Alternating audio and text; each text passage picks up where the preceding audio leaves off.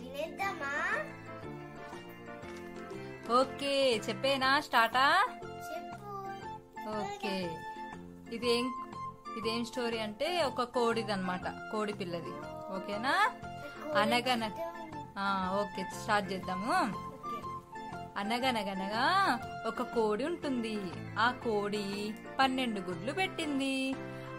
ఆ గుడ్లు పెట్టిన వాటిలో 10 గుడ్లు మాత్రం పిల్లలయ్యాయి. మిగతా 2 గుడ్లు మాత్రం పిల్లలు కాకపోవడంతో ఆ 10 పిల్లల్ని తీసుకొని ఆ కోడి ఆహారం కోసం వెళ్తాయి అన్నమాట. అయితే ఈలోగా మిగిలిన 2 గుడ్లలో ఉంటాయి కదా, ఒకదానికి ఓపెన్ అయిపోతుంది.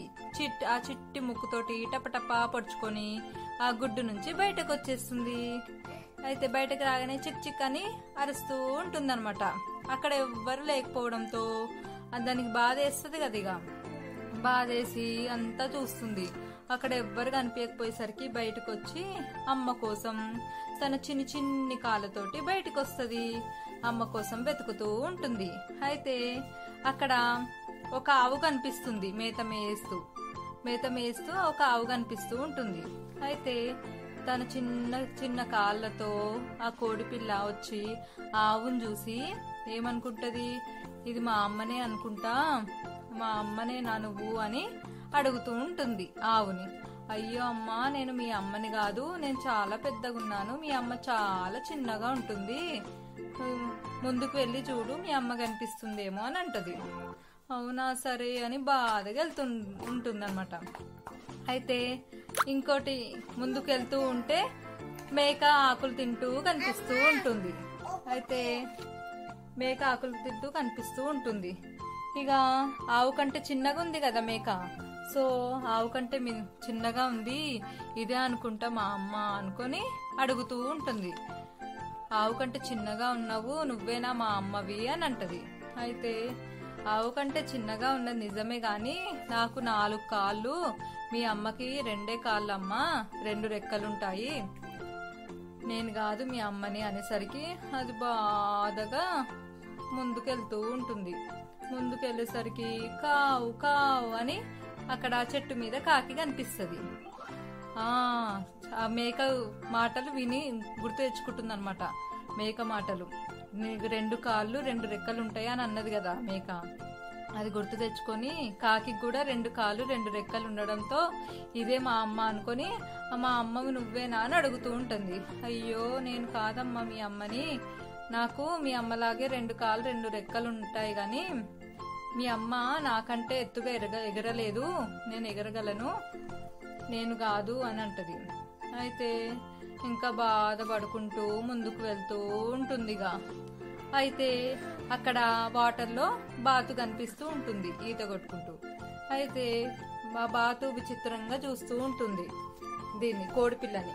అయితే ఇక బాతుని చూసి మా అమ్మనే అనుకుంటా అనేసి వెళ్తుంది, అడుగుతుంది, నువ్వేనా మా అమ్మవి అని అంటే, కాదమ్మా మీ అమ్మని అని అంటది. ఆగుపండు.